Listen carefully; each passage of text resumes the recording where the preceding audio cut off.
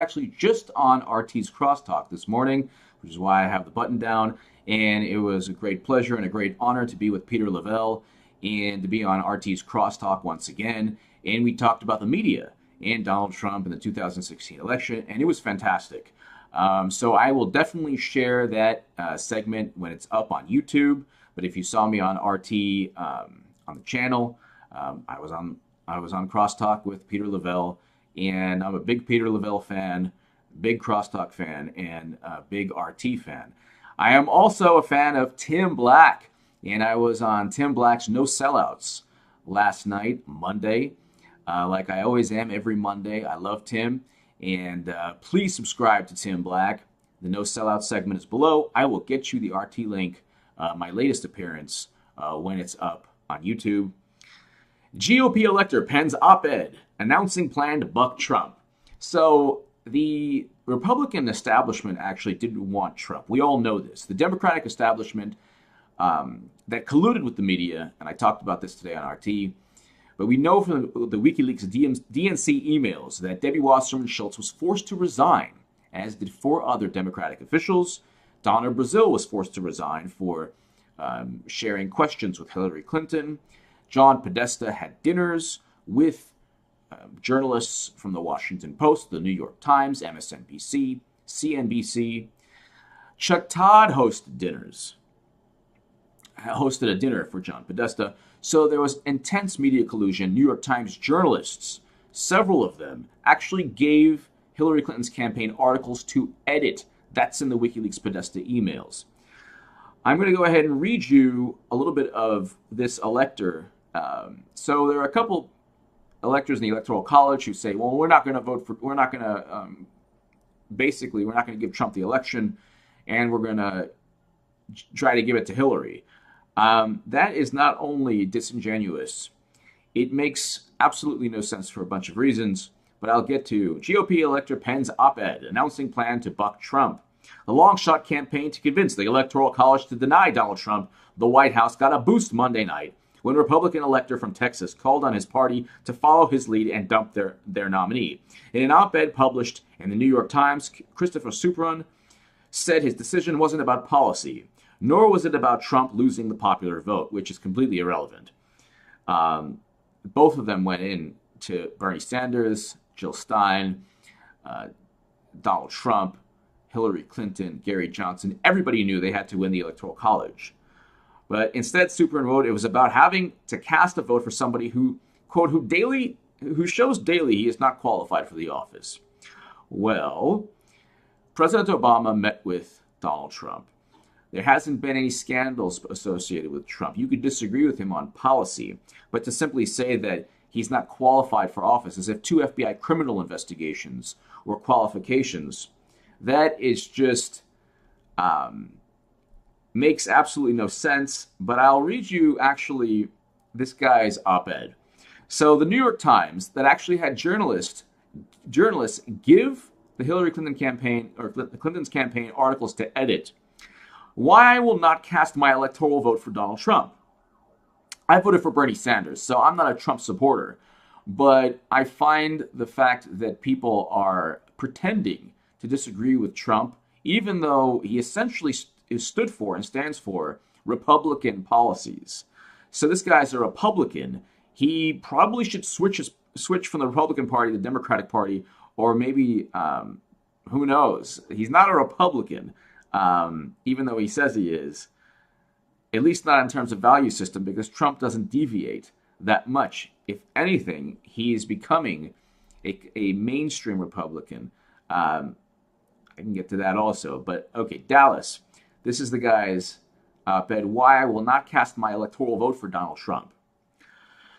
I am a Republican presidential elector, one of the 538 people asked to choose officially the President of the United States. Since the election, people have asked me to change my vote based on policy disagreements with Donald J. Trump. In some cases, they cite the popular vote difference, which is completely irrelevant because you have to win the Electoral College. That's in the Constitution. So we've had presidents before that have lost the popular vote. And they knew, everybody going in knew that you could lose the popular vote and still win the presidency. Wisconsin hasn't voted for a Republican since 1984. Hillary couldn't even win Wisconsin. She couldn't win Michigan or Pennsylvania, and they haven't voted for a Republican since 1988. Quote, I do not think president-elects should be disqualified for policy disagreements. I do think they should be disqualified because they won the Electoral College instead of the popular. I do not think they should be disqualified because they won the Electoral College instead of the popular vote. However, now I am asked to cast a vote on December 19th for someone who shows daily he is not qualified for the office. But Hillary Clinton's FBI criminal investigation, with 22 top-secret emails on an unencrypted private server that she used for convenience, and she connected to a BlackBerry the NSA said she couldn't use, with 30,000 deleted emails about yoga. All of that is that's linked to qualifications or being qualified. What about the Clinton Foundation scandals? 85 donors with $156 million. Basically, for access, they gave the Clinton Foundation $156 million for access to Hillary Clinton. How on earth is that being qualified? What about the fact she used racism against Barack Obama? A racist 3 a.m. ad. The fact she called black youth super predators. The fact that she took prison lobbyist money in 2015 and she spread a photo in 2008 of Barack Obama in African attire. All of these issues, does that make Hillary Clinton qualified for the presidency? No. 15 years ago, okay, so this man was a firefighter on September 11th. I commend him for that. Very heroic man. And I commend everybody who saved lives, especially the firefighters on September 11th. I do disagree with this gentleman, though.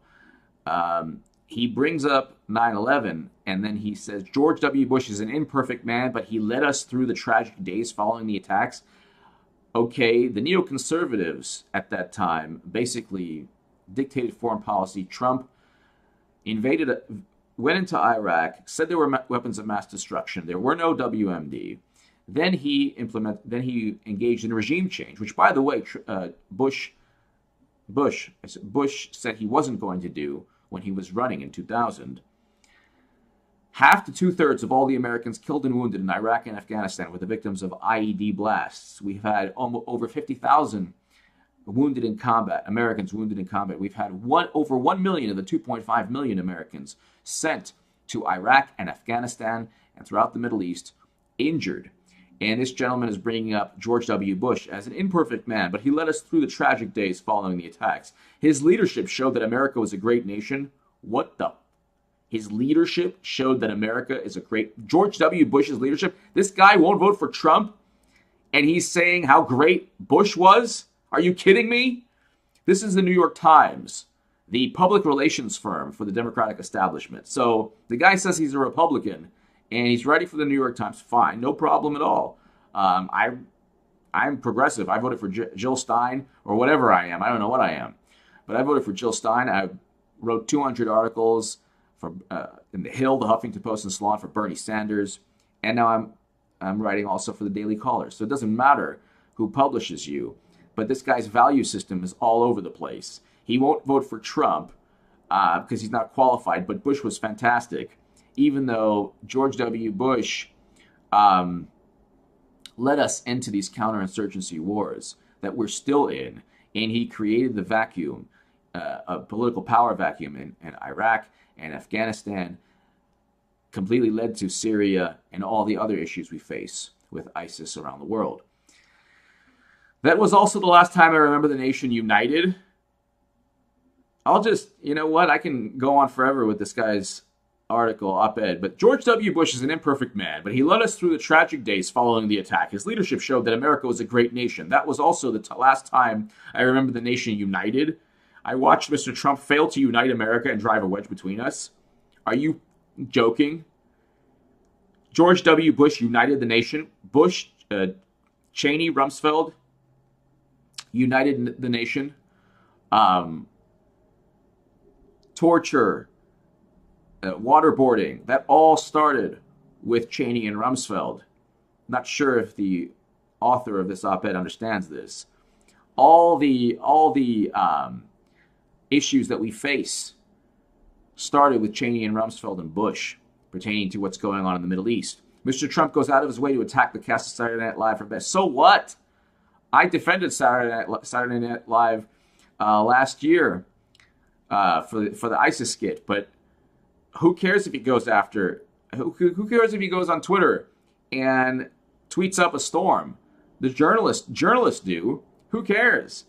Focus on real issues. I have poured countless hours, into serving the party of Lincoln and electing its candidates. Mr. Trump lacks the foreign policy experience and demeanor needed to be commander-in-chief. What kind of demeanor? So the choice is Hillary Clinton. What kind of demeanor does Hillary Clinton possess? She has a Clinton Foundation that serves as a money laundering organization that 3 FBI field offices wanted to investigate. And then the DOJ blocked them. There have been reports that the Clinton Foundation is being investigated right now. The IRS is investigating the Clinton Foundation in Dallas. Hillary Clinton, fabricated a story about Bosnian sniper fire. Does this gentleman say that that's good demeanor or good temperament to fabricate a story that you survived Bosnian sniper fire? What about the fact that she, in one WikiLeaks email, stated, yes, Saudi Arabia and Qatar fund ISIS, but I'm going to, and she still accepted 10 to 25 million from Saudi Arabia. Qatar gave $1 million to Bill Clinton for his birthday. And she admitted in a WikiLeaks email that they fund ISIS. So is that good? Then during the campaign, Mr. Trump even said Russia should hack Clinton's emails. Well, first of all, it doesn't matter what he said. Secondly, everyone on the planet has hacked Clinton's emails. Defense Secretary Robert Gates said that it's almost certain Russia, China, and Iran have hacked into Clinton's private server. We know that Hillary Clinton is a walking cybersecurity risk. I call her Madam Cyber Attack or Madam Cyber Hack. And in terms of Hillary Clinton and the Democratic Party, we can go on forever pertaining to what they stand for or what they don't stand for. But this gentleman is very interesting. And he talks about the racism. Okay, then he talks about other issues. Essentially, he has no argument other than he doesn't like Trump's demeanor and he loves Hillary Clinton's demeanor, or he thinks that Clinton is the lesser evil. It's really irrelevant what this elector thinks. Donald Trump won Wisconsin, Michigan, Ohio, Pennsylvania. He won all the states that Hillary Clinton was supposed to win, and she had wide margins of victory in all the polls.